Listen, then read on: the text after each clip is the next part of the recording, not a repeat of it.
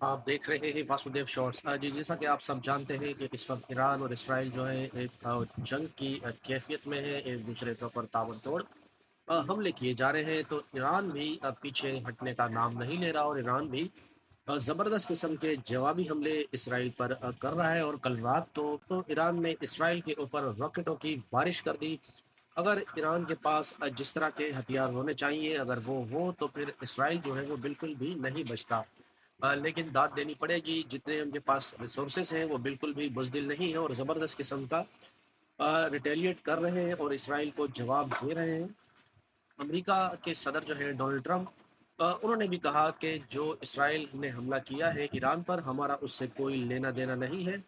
उन्होंने भी पल्ला झाड़ दिया। अब वो कहते हैं कि हम मीडिएट करा सकते हैं, मफाहमत करा सकते हैं। दूसरी जानिब एक रिक्वेस्ट जो है डोनाल्ड ट्रंप ने यह भी ठुकराई कि नेतन्याहू ने जब देखा कि उनको मार पड़ रही है, तो वो अमेरिका से मदद की अपील करने लगे और कहा कि हमारे अकेले बस की बात नहीं कि हम ईरान से निमट सकें।